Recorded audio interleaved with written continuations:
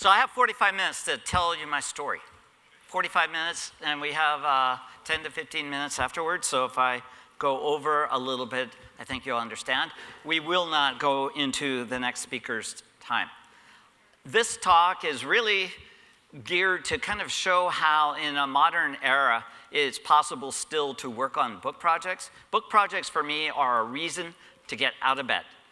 I'm not driven by selling photos to stock, although that's part of my history, but it was always to work on fine art books or book projects.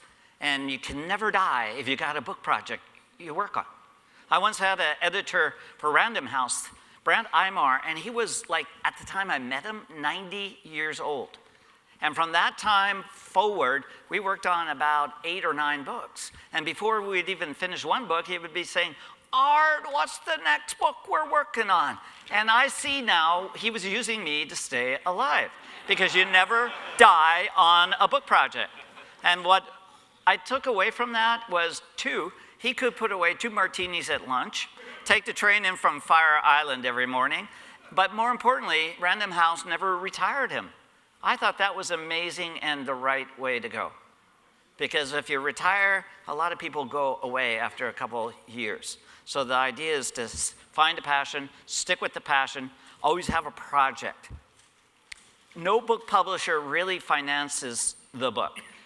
Advances these days have shriveled and would not even cover the first international trip. And on most of my books, there's international content. And so therefore, I work on 3 or 4 books at one time. I often take an environmental group that's appropriate for that book and work with them and use their membership to spur sales, but I also provide my books as platforms that will allow them to tell their story. All right, so a little bit of my history here. I was born in Seattle in 1951, and I was one of those kids that instantly had an affinity to nature. I had my own bird egg collection, you know the type. Dirt under your fingernails until you're 16 years old.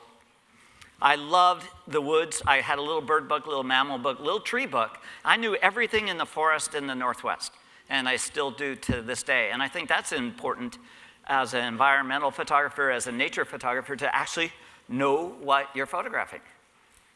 I loved the wilds, and in Seattle, as many of you have passed through, there's 2 mountain ranges on either side of Seattle. One's the Olympic Mountains, the other is the Cascades. So as I grew up, I got into climbing and eventually got into world-class climbing and was invited to participate on the first Western expedition to Tibet. My other love was art, drawing and painting. My mother was a commercial artist. My father was a wedding photographer that used 4x5 speed graphic cameras that he used during World War II, working off an aircraft carrier in the South Pacific. And when he retired from being a wedding photographer, in other words, when medium format cameras came on, he gave me his camera and I started documenting the mountains of the Northwest, while I was going to the University of Washington getting degrees in painting and art education. So that was all during the 70s. So here I am with my father's old camera, taking pictures off the tops of peaks in the North Cascades. And eventually, those photos got noticed by REI and North Face and these climbing-related outdoor stores, and they wanted some of my photos on their wall. And that started the whole idea that I could actually make money from the photographs, because up until that point, I was so centric, thinking I was going to be a watercolor painter and finding galleries that would represent my work. So I thought photography really suited my temperament. Rather than waiting for paint to dry, I could generate a lot of different compositions. And from the tops of peaks like Mount Rainier, that's really where I thought my future lied. So I started guiding friends and family up Mount Rainier and the other volcanoes of the Northwest. My sphere of friends extended during my early 20s into really world-class climbers. I was invited to attend, as I said earlier, the first Western expedition allowed into Tibet and up the northeast ridge of Mount Everest. I never was one of those people that had a dream to stand on the summit of Mount Everest. But during high school, I studied world geography and history. I knew all about the Maoists and how they invaded Tibet. I wanted to see what Lhasa was like. That's the reason I joined that expedition. So here we are on the mountain at the base of the world's highest peak. And for 3 months, we lived and climbed up that northeast ridge. That was the route from which George Mallory and Andrew Irvin disappeared in the early 1900s. To photograph at elevation, starting at 16,000 feet up to where I ended my climb at 25,000 feet, the North Pole, you learn how to work in rarefied air in extreme cold. This was the winter of 1984. Using wide angles and foregrounds and all of that became part of my learning curve. Shooting long star shots as Earth is moving in space, the stars are moving across the sky. These beautiful, sublimely beautiful mountains that rose above and beyond base camp all became part of my learning curve working at an elevation. But it was really Lhasa that really held my interest. Back in those days, when we got off the bus en route, virtually every member of the expedition was outfitted in red climbing jackets, and we attracted the attention of the local Tibetans. Virtually every one of us, as we wandered around the back streets of Lhasa, had 300 people following you. It freaked out some of the people. I loved it because I was lonely. I loved the fact that people were so curious that they would walk up and they would start to unzip your zippers and feel, well, now listen, you guys are going off on a different trajectory here. But they were just so curious about the garments and the clothing and the modernness. This was a really remote country at the winter of 1984. Very few Westerners had passed through the streets of Lhasa.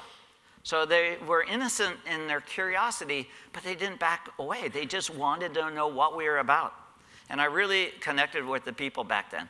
They were among the first cultural, well, they were, in fact, the first cultural portraits I had ever shot in my life. And I was hooked. I loved the fact that a kid from Seattle that grew up in a very modest income family could now use the camera as a passport to the rest of the world.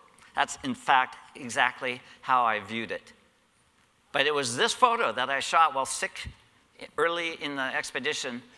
I heard the bells coming out of the snow. I looked out the tent, and here comes these yaks in a blowing snowstorm. And when I took the picture, laying on my elbows, sticking out of the tent, I thought, nothing in this image could overtly say modern times. That if Marco Polo had a camera back in the day, he could have shot a shot just like this. And I love that fact, that the camera could be a record of history. And I thought, if I survive this expedition, I'm going to travel as frequently as I can, as far as I can. There would be nothing holding me back other than money. Big dollar signs. And so I attached myself a year after I got back to a book project that was being published by the Sierra Club. It was sanctioned by the United Nations, and it was a look at indigenous cultures around the world, and more precisely how those governments of those countries, of those peoples, were really hurting their culture. They were trying to pull them out of the jungle or out of the mountains, put them in Western dress. They were really accelerating the inevitable change of culture. And so we did that book, and I said, you know, I don't need to make money from it, just fund the trip. And so for 6 weeks, I traveled all through South America, New Zealand, Australia, Borneo, New Guinea, Japan, photographing these indigenous cultures. And with the Dani people, there was basically the first agricultural society on Earth. And they were only discovered during World War II as US pilots were flying over the highlands of New Guinea, looking down through the clouds, and they could see cultivated fields. And nobody knew up until that point that there were societies up in those mountains. So I traveled up in there and photographed them. But even as I departed, looking at the little airstrip, you could see the creep of Western culture already invading the highlands. So I knew I'd have to go deeper. And so I then traveled into the backcountry of Venezuela, Brazil, and Colombia, where on the border the Yanomamo people live, or the Yanomami, as you say if you're from Colombia. So we went deep. Now I had an assistant. We went into these villagers' that lived basically hunter-gatherers. They would carve out a little area in the Amazonian rainforest, build their village. Their entire village was one structure. These are basically Iron Age people. In other words, they had machetes, but nothing else that would overtly say modern times. As a matter of record, and I've carried this throughout my life as I've traveled, I leave nothing behind that would indicate that I've been there. We would bring in food, grains that they would normally eat, but after it's consumed, there would be no record that we were there. No baseball, Yankees hats, or jerseys, or any of that that is just leading to change. So I was inspired because at first I was there to record their lifestyle, but I also noticed frequently as I traveled throughout these communities that they adorned themselves using elements of the environment. Feathers from birds, wings from beetles, clay from the bank of a river, and they adorned themselves generally during a celebration, whether it was a good harvest or a birth in the tribe or a death in the tribe. So I started photographing directly portraits, and specifically portraits that I asked the people through interpret. I get choked up when I think about this. When I would photograph the people, I would just ask through the interpreter that they look straight into the camera and therefore into your eyes, so that that connection that I felt, the emotion of the moment, would be conveyed on to my audience.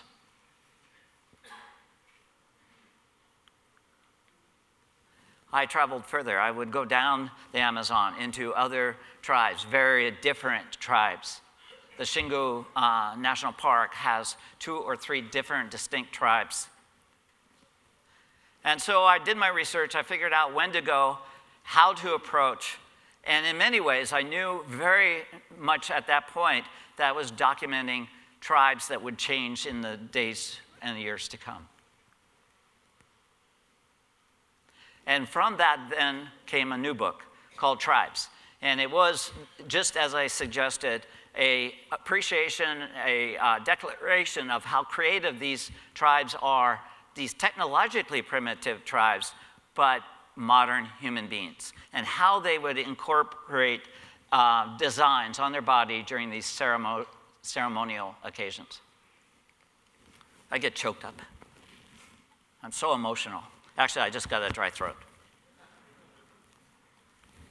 So Tribes was a very different look than Endangered People. And Cultural Survival wrote the introduction, David Mayberry Lewis. And for my side, I traveled all around the world. In the Cayubo tribe in South America, the older men would have these lip discs made out of clay. And the entire endeavor would make the men look fierce and frightening and scare their adversaries, because those hunter and gatherer tribes and communities would often be at war with the people over the next ridge or in the next river valley. But the younger people, the younger men in the tribe, no longer embraced this tradition. So that was changing even in the remote areas.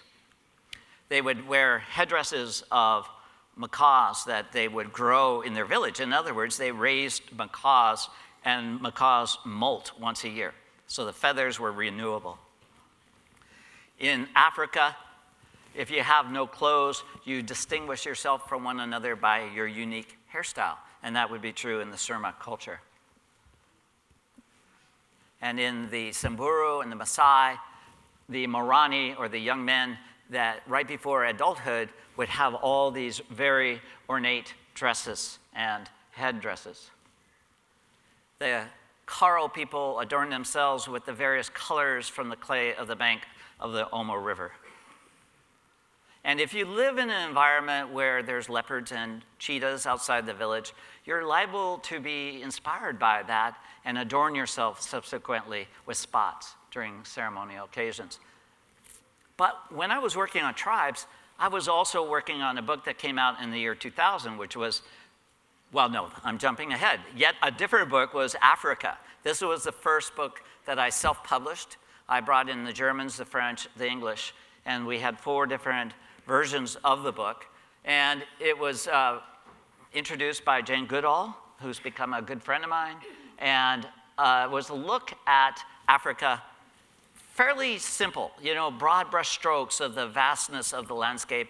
This is photographed from the summit of Kilimanjaro on my first trip to Africa in 1980. But it is a spectacular continent with very distinctly different environments. And so I wanted that to really come to the forefront in this book on Africa. So it dabbled with the landscape, the variety of landscape, but it also showcased wildlife and a bit of tribal Africa. Most of my work deals with tradition, traditional culture, and natural history, but it branches out occasionally into different avenues. The Bushmen of the Kalahari were really on the cusp of disappearing as a culture, being brought in by the Botswana government to join the modern world, as if that's a benefit or a step forward. The wildlife was more graphic. It was much more biology-driven as opposed to art-driven, as you'll see. The Great Migrations, of course, would have to be replicated. Yeah, you have to have teeth and splashing to really get people's attention. When I do show kills, generally you're not seeing an animal disemboweled or guts hanging out. I generally try to get a kill right as it's happening, the drama of the moment. It can be quite beautiful to see this timeless play of predator and prey, but, blood and guts aren't quite what I'm after.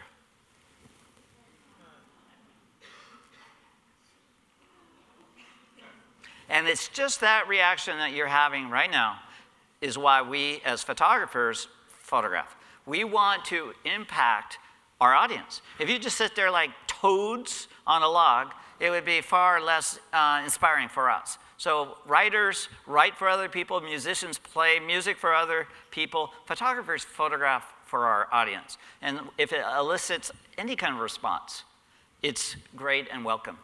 I'm not suggesting that you have to ooh and ah over every photo, but it is, in fact, what drives most photographers. You in this audience understand that. Rhythms from the Wild was yet a different look at wildlife. And I don't do a lot of things great. In fact, I do most things piss poor. But what I do efficiently is compartmentalize projects in my mind. I can keep them, in other words, I could photograph a sharp shot of an impala running across the plain, and then in the next shot, take a very long exposure for yet a different purpose. So I keep a list of what I'm working on, and I focus on that, because what I'm trying to do then is amortize the cost of production of books. I would long have not been able to succeed as a photographer if I only worked on one project at once, brought it to conclusion, and started anew. No, I've got to be working on 5 or 6 projects at one time. And I didn't know this, but my staff started counting the books last year, and I'm embarrassed actually to admit this, over 100 books. Because it's not about notching bedposts. I don't pay attention to statistics. People ask, how many countries have you traveled? I have no clue. I'm not about numbers or number of books. But I think that number actually kind of talks volumes for working basically 7 days a week for 40 years. I don't take days off, like the previous speaker who worked on that great project around North America. I don't take days off. When I'm actually shooting photos, it delivers energy to me. Yeah, travel is nonsense, laborious, agonizing. But once you're there taking pictures, it's actually like plugging in energy, electrical energy. So Rhythms from the Wild was inspired by 2 sources. Ernest Hawes, this great photographer that experimented with long exposures, but also my art history training, I was very enamored of Claude Monet, who painted with a lot of fuzzy brushstrokes. So I tried to emulate his work. And so intentionally long exposures, wherever nature was on the move. And in Africa, it was largely animals moving across the plain. So yeah, Rhythms from the Wild looked at all the continents, and it was everything from water flowing, snow falling, wind blowing, to animals bounding. And in Africa, it was largely that. And with those kind of shots, you're gambling. Most of this was shot with film.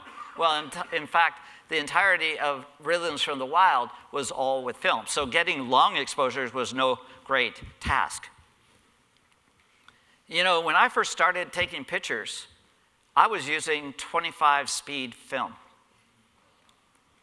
If you were a wildlife photographer, that animal had to be dead before you could get a sharp focus. So for Rhythms from the Wild, there was a lot of unintended blur motion from which I pulled some of those together and then completed the project. And I was using the old Canon RS camera where you could actually look through the mirror as you were taking pictures and keep the camera moving right with the head of the line. And therefore, the legs would be out of focus, but the head was reasonably sharp. Because if everything was out of focus, it would drive you nuts. So it had to always have some part of the frame sharp enough, panning with the animals. And yes, you would throw away a lot of shots because a lot of them just looked like mistakes, but some of them worked. Migrations was another look at African animals, but from a different perspective. It was from an aerial perspective for the most part, using ultralights, light planes, getting up high on hills looking down. Because if you're photographing what could have been called wallpaper, you want every animal to look like a pattern. And if you were shooting the same flock of birds from a ground perspective, the first layer of birds would obscure what lies beyond. And so it had to be high. Every animal had to be replicating the one next to it. So yeah, migrations was a very different look at African wildlife. I had a crazy French pilot that ran an ultralight, and he was hired by the national parks of Kenya to monitor the last remaining rhinos in Amboseli. So once he found where the rhino was, he had the free day, and so I'd hire him to take me up above the herds of animals and flocks of birds.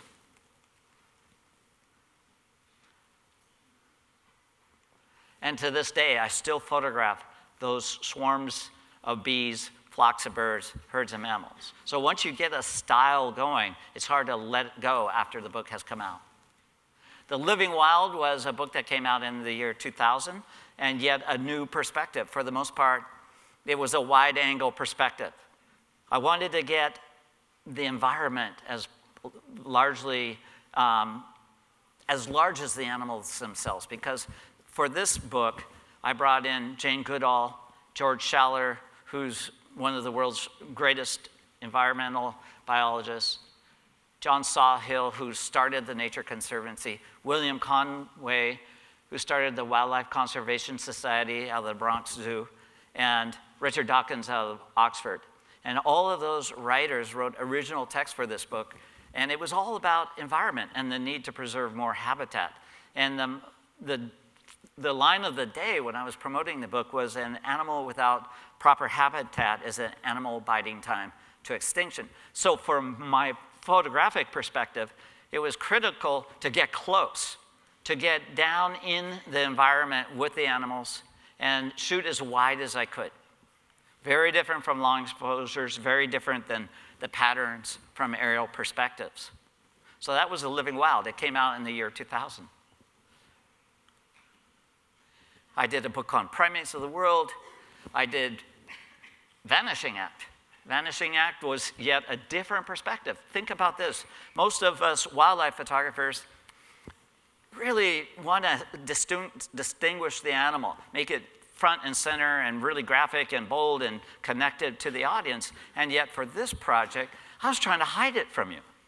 I was trying to use every device I had to conceal the animal in front of you. Can you imagine I'm riding around in an old Land Rover and I'm telling the driver, can you back up 2 inches? You know, it lurched 7 feet back or 7 feet forward, but to fine tune it a couple of inches to align that giraffe with the tree, he totally didn't get it, nor did I. You know, I thought I had great eyesight, and suddenly the driver guide would stop the engine, turn around, fold his arms and say, do you see it? I go, what? And he would go, leopard. I said, you gotta be kidding. And I'd be looking everywhere. And after 3 or 4 minutes, I said, are you lying or is there a leopard here? And he said, look. So you're seeing it through, you know, a reasonably narrow focus, but it was disheartening. I no longer think I'm great at seeing animals. So yeah, the leopard is, oh, I pushed the right, well, if you didn't see it, buy the book.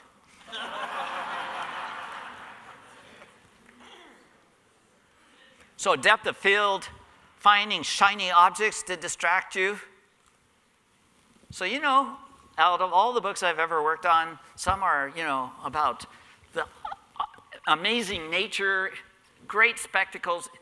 This book, Vanishing Act, elicited the most response, simply because people in the audience wanted to find the animal before the other one.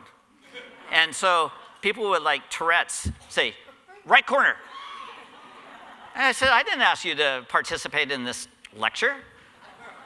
They wanted to demonstrate that they found it first, and therefore they were better than the other people around them. It was a game. So those white trees were pulled in to distract you from those clip springers. There's actually two there. Little animals that jump up and down the rock copies. Rainforest of the World was one of the books I worked with that older gentleman from Random House. And for the first time for that book, then I went into the Virunga volcanoes and into the impenetrable forests. And even in those rainforests, I was working on yet another book, Chameleons of the World. So I found multiple reasons for going to spread the cost of producing a book. I don't know how a modern young photographer can pull off doing a book with world content without going broke, quite honestly, today, unless they were wealthy. And if they're wealthy, I really want to meet them. Are you in that audience right now? So yeah, over time and distance, I was able to pull off that book. So I work on average a book project for about 9 years. I don't want to rush to publishing and then regret it the rest of my life. And so most of the books that I've worked on have taken about that amount of time. Certainly the bigger versions of the books. In more recent years now, for instance, I'm working on 5 books, and I have a huge archive now of well over 1.5 million to 2 million photos. So if I decide to do a book, I've got probably 80% of it already shot. And that makes it a lot easier because, quite honestly, I don't have another 40 years of working in the field. That should elicit a little bit of a awe. Thank you. So back to landscapes, edge of the earth, corner of the sky was centric towards landscapes on the world scale, and yet in Africa, it was looking into the sand dunes, the beautiful austerity of the Namibian desert. There were other parts of Africa documented, but quite honestly, we don't have the time. So surreal, you know, when I look at the work here, it reminds me of Salvador Dali's work.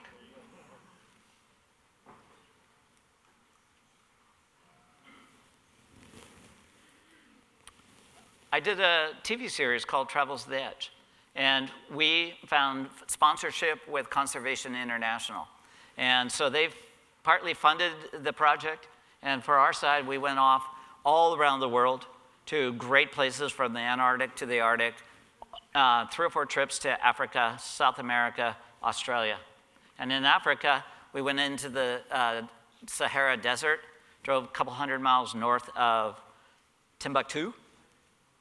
It should be of great comfort to realize that in an age of modern contraptions, one of which we saw that marvelous little drone a couple of minutes ago, that there are still traditions like the camel drivers that go into the heart of the Sahara every day, and they bring back salt south to Timbuktu and north into Morocco.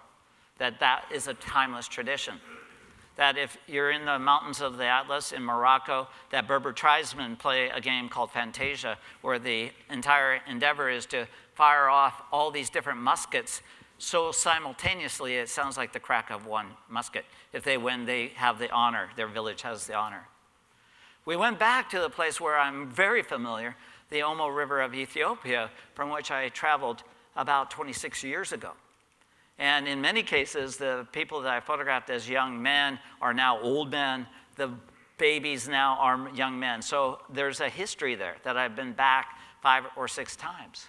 I first went for tribes, and then again for various book projects over the years. And sometimes we're going pretty deep into the bush to find really traditional cultures. Documenting, as you saw before, traditions that might change in our lifetime. Lip discs were originally thought of as a way of deterring slave traders from taking girls and women out of villages. Now, it's a sign of beauty. The larger the lip disc, the more beautiful the woman. But not all young women are adopting this tradition. So that's changing. The extended earlobes to accommodate ornaments. In the age of digital, frequently putting my camera in the hands of my subjects and letting them photograph me first before I photograph them. It's a way of connecting to the tribes and showing them that modern technology is nothing to fear. These are modern human beings, as I said before. They get it in a nanosecond. Nothing surprising there. So it was on my multiple trips to Africa and documenting how these tribal people adorn themselves during a ceremonial occasion that led to a new project that I did in Seattle called the Human Canvas, where I would take modern humans from Seattle, spray paint them black or white, and then hand paint them into elaborate backdrops, paying homage to the tribal world, but also my background as an artist and a designer, and having that part of my soul nurtured. And the more I worked on it, the more I came up with, and I started that 10 years ago, and I'm still working on that today. To be able to work with individuals and create art is a great joy, and so then I took that project back to Africa, the modern concept of abstraction back to Africa. And I went back into the Karo tribe, which I would have photographed traditionally like this, and now I'm photographing from a different perspective. Thomas Knoll, who wrote Photoshop, funded that particular trip, and we went into the bush, talked to the tribal people, set up a remote studio in the savannah, and photographed from above, very similar to the style I was doing in Seattle. So one of the things you might take away from this talk is I repurpose ideas. I go back into earlier work, and I bring it forward in a new direction. I'm constantly being inspired by my colleagues' work, by photographers that I never have met. I think that's how cultures evolve. You know, we all inspire each other, we draw, and I might inspire other people. So cultures evolve from that perspective. And always I involve the participants, the people that I'm photographing, so that they understand what I'm after.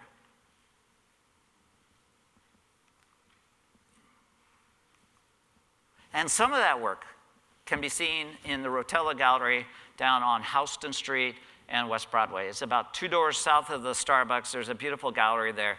And if you want to see those photographs in large scale, please stop by.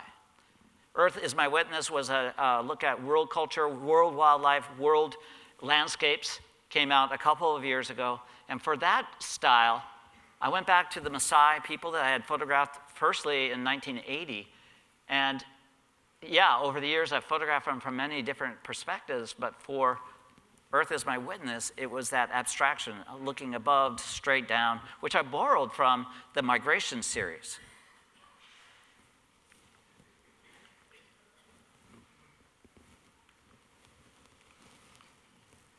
So that's a little bit of the work, and I've got 10 minutes to talk about what I'm working on now. There is a book called Wild that will come out in a couple of years. I've got books lined up until 2022. So what did I learn from Brent Aymar, that old guy? You bet. Just keep working on books. You got to have a reason to get out of bed, right? So Wild will be one of those projects. It will be a book that embraces different technologies that we didn't have at our disposal 10 years ago. New ISOs permit us to get shots that we could only have dreamed of a couple of years ago. I'm a better photographer than I was years ago. I'll use drones and perspectives like that to tell the story. And it'll be a look at world wildlife. How would you like to get in that water, by the way? You know, in Africa, there's two animals that are feared the most. It isn't the lions or the leopards. It's hippos and crocodiles. Cape buffaloes play a big part in that, but these are, I think the hippos are responsible for the most deaths. And in this river, there's dwindling water. And so these two great, formidable predators are face to face. Not a pretty sight. Last year, I traveled into the Congo and went up a volcano. And from the top of the volcano, looked into the world's largest lava lake. So a book called Primordial will be coming out in the years to come. You know, without wildlife, without plants, it's just the extraordinary nature, the austerity of the earth. So a lot of work will be done around volcanoes in the Arctic and the Antarctica.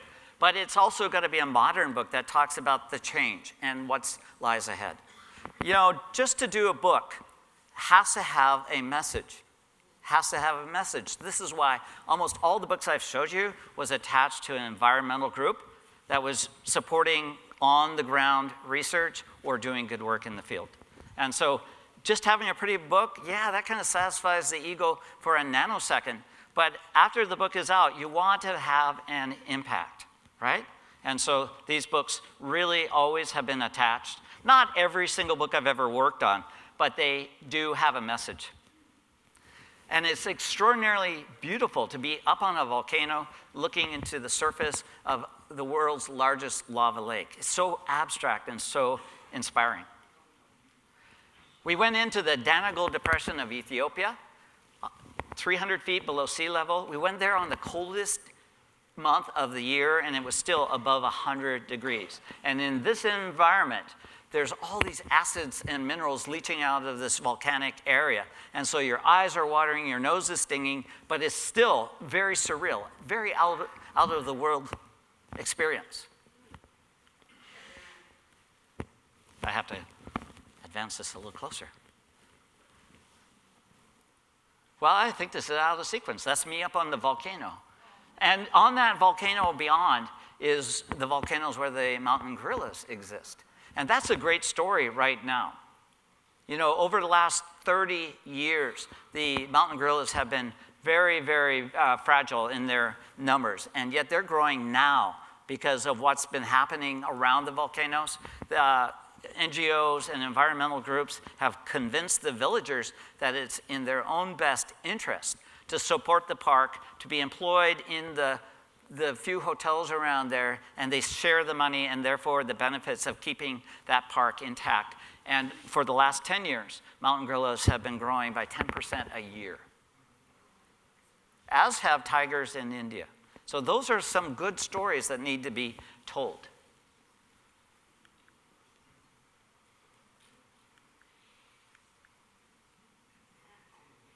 This is a annular eclipse of the sun that I photographed last year. Sometimes I just do these things and they're in my archive and someday they'll come out. So another book project, two more that I want to talk about, I've got the time, is An Act of Faith. It looks at the world's religions at a time where I think that's necessary to look at the world's religions. So it'll be Buddhism, Hinduism, Christianity, Judaism, Islam. But what will make the book even more interesting is all the other things people believe in. Voodoo culture and shamanism. It is not about religion, really. It's about faith and what people believe in. I personally have no religion. I don't ascribe to any one religion. And therefore, I can really go with impunity, not impunity, but without prejudice into any of these religions and document their culture. And have for the last 30 years as I've traveled. So that book really has about 50% of it photographed. I've not been down to Haiti to photograph the voodoo ceremonies. I've been in a lot of tribes, as you now know, that have shaman, but there's a lot more to be done. I want to go to Israel during Yom Kippur. I want to go to some large mosques in India and Jakarta during Ramadan. But as much as I can, I'll try to document these cultures with an artistic style. I'm not really into just documenting it from a dry point of view. I want to get emotional and get the feeling of what these people believe in.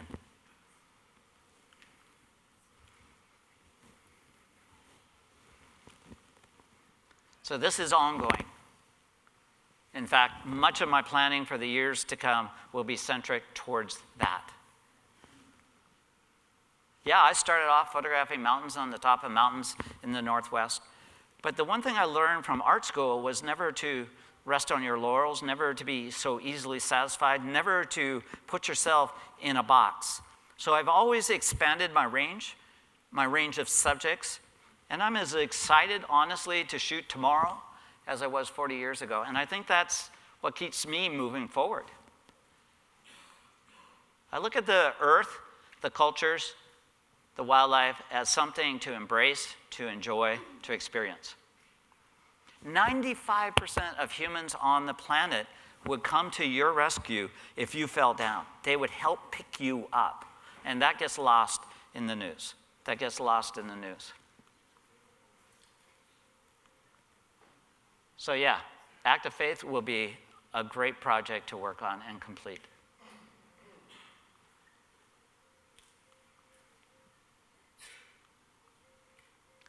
Not a lot to say yet. When I see this picture, I hear music.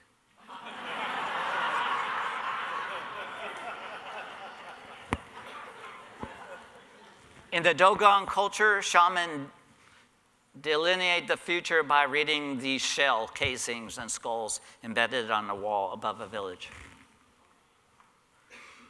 If you're in West Africa and you're in the voodoo culture, you'll bite off chunks of burning coal and swallow it whole. Or sit in the fire. I thought I was watching a self-immolation, and yet the person got up after a couple of minutes, and there was not even a burn scar on his pants. The world is a wonderful and strange place. And the last book I'm working on, which will be rushed to production, is a book on elephants.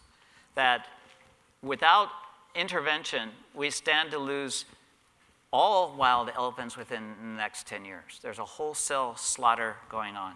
So both the United States and China have signed an agreement to stop all importation of ivory, all importation. Historically, it was on new ivory, but now it's old ivory, new ivory, all ivory.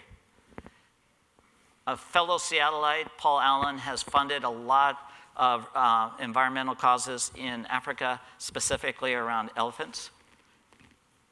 He's helped fund armies of men that go back out into the bush and protect the elephants in national parks.